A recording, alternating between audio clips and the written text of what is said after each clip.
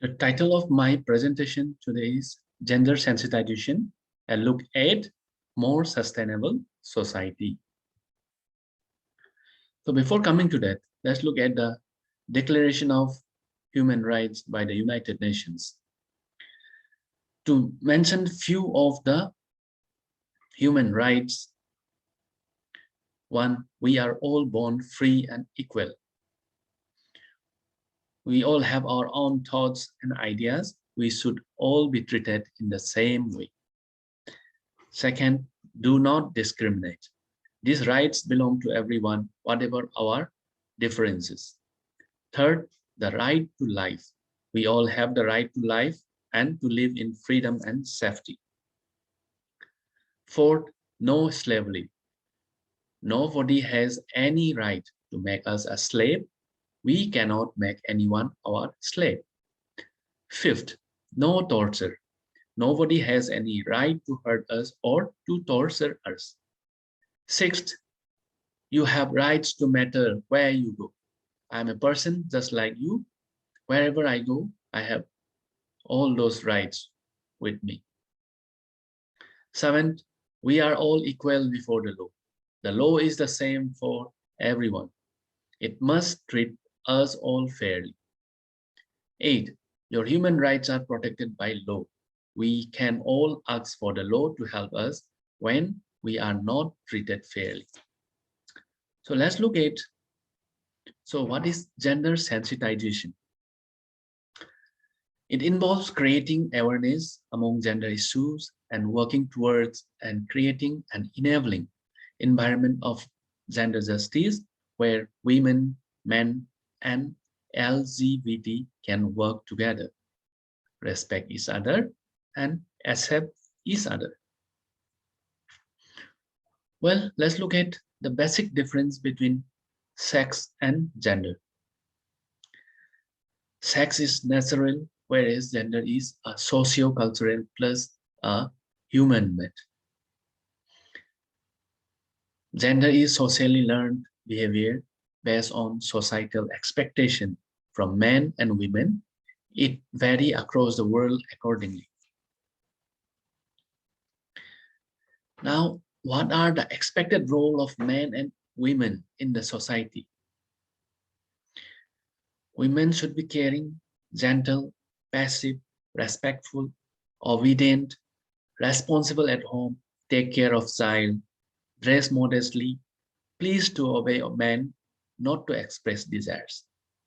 While else, men make important decisions for the family. For example, spending or household expenses, how many children to have. Do not show their soft emotions. Take lead in all relationships.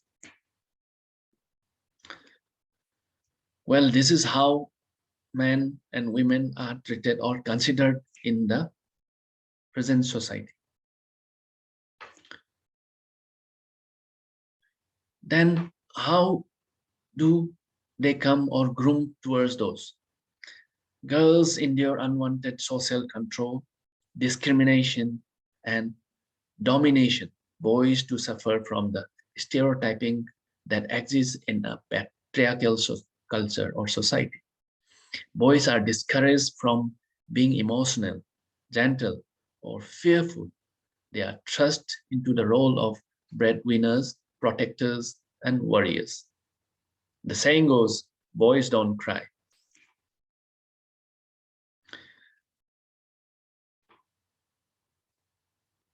We know that people are born born female or male, but learn to be girls and boys who grow into women and men. They are taught what the appropriate behavior and attitudes are, roles and activities are for them, and how they should relate to other people. This learned behavior is what makes up gender identity and determines gender roles and responsibilities in the society. Gender roles vary greatly from one culture to another and from one social, political, and economic group to another within the same culture. So let's look at the present prevailing paradigm in the patriarchy that is ruled by fathers, which is a social system in which male is the primary authority figure central to social organization, where everyone has to look up to the father, organized around an obsession with control by men and women, devalued for their supposed lack of control. Women need men's supervision, protection, and or control. Now, what is to be done? Need for a change in level of thinking. That is what is required. Albert Einstein once said, I quote, problem cannot be solved by the same level of thinking that created them. And I unquote. So today we need to do more about what exists today. So what are the changes that needs to happen? First is needs to be boldly conceptualized in terms of the discourse of universal human rights. Second, gender is not women's issue. It is a people's issue. So it should be treated as a people's issue, not as a women's issue. What should be our new paradigm? What does gender equity mean? Right to be born, right to grow and develop, right to choose with dignity, right to participate in development, need to empower not as a member of particular gender category, but as a human being. These are the things we need to look into now. So let's look at what gender discrimination accounts.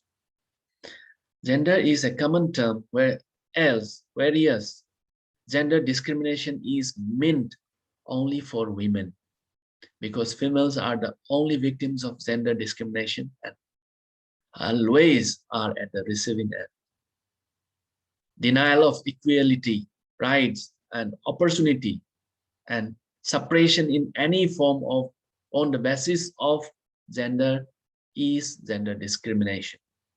Any distinction, exclusion, or preference based on sex or gender, which has the effect of nullifying or impairing equality of opportunity and treatment. So where does this discrimination comes from? Main causes are caste, creed, religious beliefs, low income, unemployment, society, family situation, educational backwardness, family situation, and attitudes. These are the main reasons or causes from where this gender discrimination originates. So discriminatory practices we usually observe in our society includes more money for education of boys, food more for sons than daughters, especially in villages. We observe this. Stop going to play, help mother at home. That's what is the advice given to the girls most of the time. Preference given to son, men's wishes. Least priority for girls, female feticide, female infanticide, poorly paid, no equal wages, discrimination at workplaces, not allowed to make choices even regarding pregnancy, abortion, and contraception. Held responsible for not giving birth to male child, not allowed to perform religious rites. Violence against women, which includes sexual violence, harassment, forced prostitution, domestic violence, marital rape, wife battering. Then dowry harassment and debt. Redialing and marginalizing of unmarried women and widows by the society. These are some of the discriminatory practices which we commonly observe in our society. Now, what are the solutions for this? So let's look at the solutions for gender discrimination, which can be short down into educating women is the best weapon. Once women is educated, then there's a saying, giving education to a woman is giving education to a family. Providing employment to women, then economic independence, empowerment of women, imparting self-confidence, and making them part of decision making. These are some of the solutions which can bring gender discrimination to an end. So, gender equality refers to equal opportunities and outcomes for women and men. Gender equality is about valuing women and men equally to enjoy the same status and are in the same position to access resources and opportunities. Equality does not mean that women should be the same as men. Promoting equality recognizes that men and women have different roles and needs and takes these into account in developmental planning. Key principles for the promotion of gender equality. Why we need gender equality in the society? First, achieving gender equality is not a women's concern, but responsibility of all in the society. Promoting gender equality will benefit all in society. Third, gender equality needs to be addressed in all development programs and at all stages of the programming cycle. Fourth, address practical and strategic gender needs. Practical needs must be addressed, but gender equality cannot be achieved without addressing strategic needs. Strategic needs refer to the needs related to the promotion of the equal and meaningful participation of boys, girls, men, and women in their family and community. So, when participation is from all the stakeholders, then society will have a sustainable and developed society. Now let's look at good initiatives which are taken by the government in the right direction, obviously. So in present scenario in India, under the National Policy for Empowerment of Women adopted in 2001, Ministry of Women and Child Development have initiated flagship schemes such as Sukanya Samriddhi Yojana, Beti Bachao, Beti Padhao scheme, Ujwala, Swardhar Greha, Nirbhaya Fund, etc., to name a few.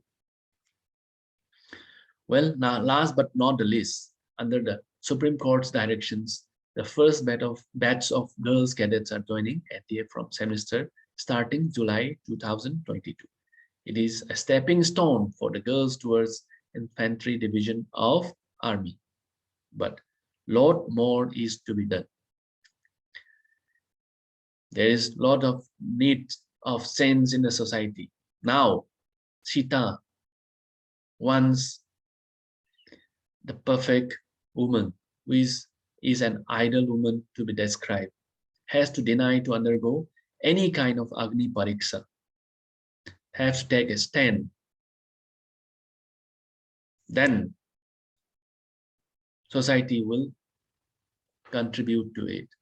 Thanks a lot.